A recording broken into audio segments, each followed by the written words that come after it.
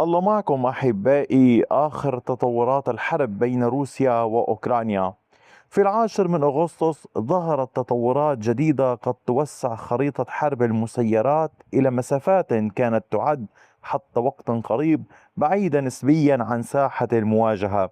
ففي وقت مبكر من هذا الصباح استهدفت طائرات مسيرة أوكرانية مدينة نيجيانكامسك في جمهورية تتارستان، حيث تقع مصفاة تانيكو على مسافة تتجاوز 1100 كيلومتر بعيدة عن الأراضي الأوكرانية.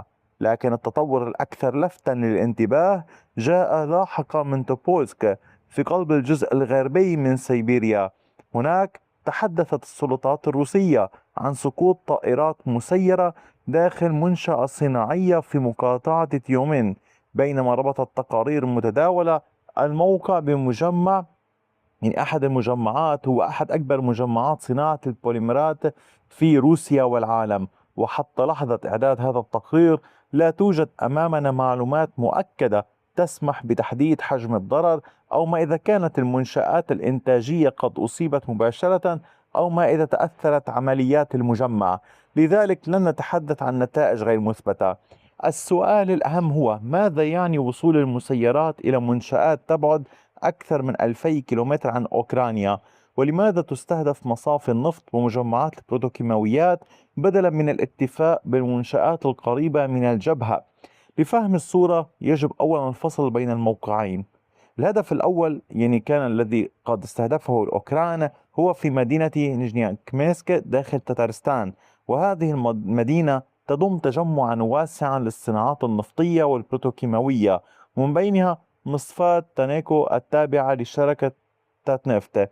الموقع ليس قريبا من الحدود، كما أنه يقع إلى الشرق من موسكو بمئات الكيلومترات، ولذلك فإن مجرد وصول أو استطاعة الأوكران وصول طائرات مسيرة لهذه المنطقة يحمل دلالات تتجاوز حدود المنشأة نفسها. أما الهدف الثاني الذي ورد اسمه في التقارير فهو مختلف تماما. هذا المجمع لا يقع في نيجنيوكمسك، إنما في مدينة توبولسك التابعة لمقاطعة تيومين في الجزء الغربي من سيبيريا، وتتجاوز المسافة بين توبولسك وأوكرانيا 2000 كيلومتر. وهذا يجعل وصول المنطقة جزءا من مسار جديد نسبيا في حرب المسيرات بعيدة المدى. لكن لماذا يحظى هذا المجمع بأهمية كبيرة؟ هذا المجمع يمكن قول يعد أكبر مجمع حديث لإنتاج البوليمرات الأساسية داخل روسيا، وأحد أبرز المجمعات من هذا النوع عالميا. تبلغ قدرته الإنتاجية الإجمالية نحو 2.5 مليون طن من البوليمرات سنويا، وتشمل هذه القدرة قرابة 1.5 مليون طن من أنواع البوليإثيلين، إضافة نحو نصف مليون طن من البوليبروبيلين وفق القدرة الأساسية المعلنة للمجمع. وهناك أيضا مشروع توسعة جديد لإنتاج ولزيادة الطاقة وإلى آخره. وهنا تظهر نقطة جوهرية.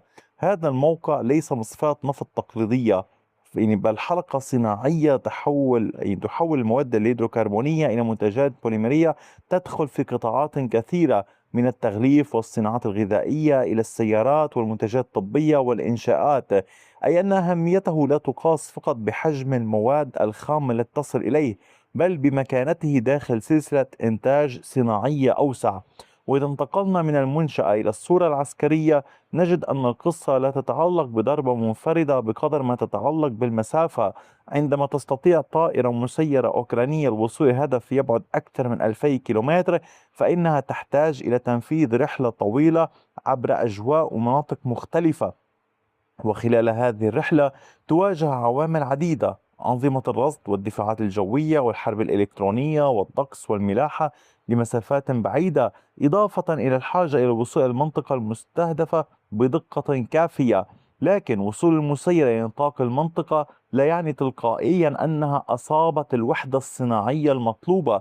وأعود أقول لحضراتكم، مشاهدة دخان أو إعلان سقوط حطام لا يكفي وحده لتحديد النتيجة التشغيلية. ولهذا يجب الفصل دوما بين 3 مستويات: وصول المسيرات إلى المنطقة، دخولها المجال المحيط بالمنشأة وسقوطها داخله. والمستوى الثالث هو إصابة وحدات إنتاجية هامة وحدوث تأثير فعلي في عمليات المجمع. يجب التمييز بين هذه المستويات الثلاث.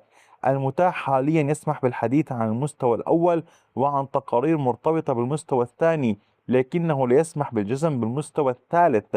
أتمنى أن تدركوا أهمية كل أمر، يعني حين تسمعون أن هناك ضربة أو إلى آخره أن يتبادر إلى ذهنكم فورا يعني أي مستوى حصل حين سمعتم أي خبر يشابه هذه الأخبار.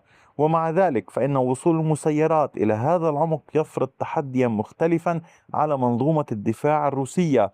روسيا دولة ذات مساحة جغرافية هائلة، وتضم آلاف المنشآت العسكرية والصناعية والطاقة والمطارات ومحطات النقل. وتوفير دفاع جوي كثيف حول كل هذه المواقع ليس أمرا بسيطا، حتى بالنسبة إلى دولة تمتلك شبكة واسعة من الرادارات والصواريخ الاعتراضية. ولديكم أمثلة حية كما شاهدتم في دول أخرى. فكلما اتسعت قائمة المواقع المحتملة ازدادت الحاجة إلى توزيع وسائل الرصد والدفاع والجوي بين الجبهة والمدن والقواعد الجوية. وقد تكون هذه إحدى غايات حملة الضربات البعيدة الأوكرانية، هي فرض عملية توزيع مستمرة للدفاعات الروسية.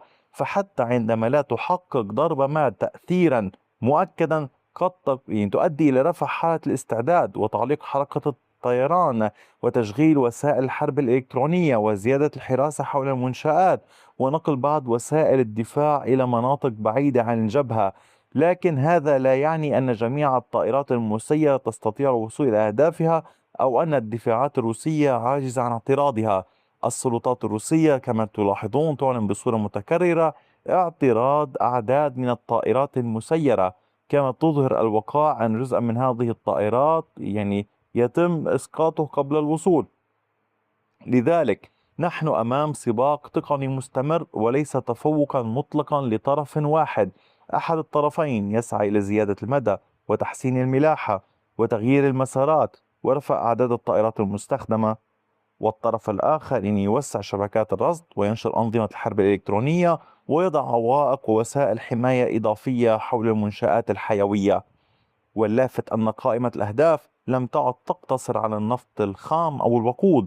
خلال مراحل سابقة تركزت معظم المتابعة على المصافي، مستودعات الوقود ومحطات الضخ، لأن تأثيرها المحتمل يمكن ربطه مباشرة بإنتاج المشتقات النفطية والخدمات اللوجستية. أما استهداف مجمعات بتروكيماوية كبيرة، إذا تأكدت هوية المنشأة المستهدفة فيضيف مستوى اقتصادي وصناعي مختلف. ولهذا يجب تجنب التفسير المبسط القائل إن كل منشأة بتروكيماوية يعني هي هدف أو إلى آخره.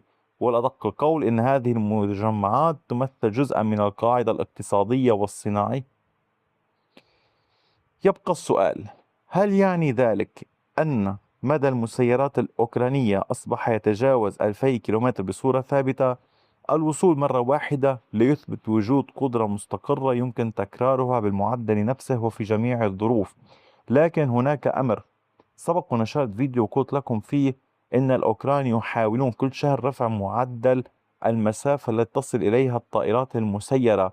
يعني هناك نوع من المعدل، أذكر منذ أشهر نشرت فيديو وصل إلى معدل 680 كيلومترا أو أكثر من 650 كيلومترا.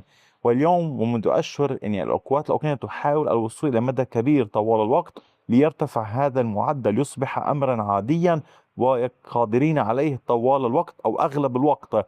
ويبقى أمامهم تحدي هو أن تنجح هذه الضربات. فالدفاعات الجوية الروسية حاضرة وتواصل العمل على الإسقاط، وكما شرحنا يعني يحاولون تجهيز طوال الوقت للدفاع.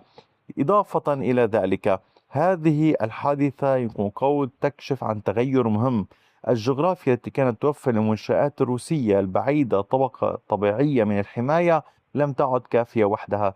المسافة ما زالت عاملا مهما، لكنها لم تعد ضمانة تمنع وصول الطائرات المسيرة. وكل امتداد إضافي في المدى يوسع خريطة المواقع التي تحتاج إلى الحماية ويزيد التعقيد أمام الدفاعات الروسية.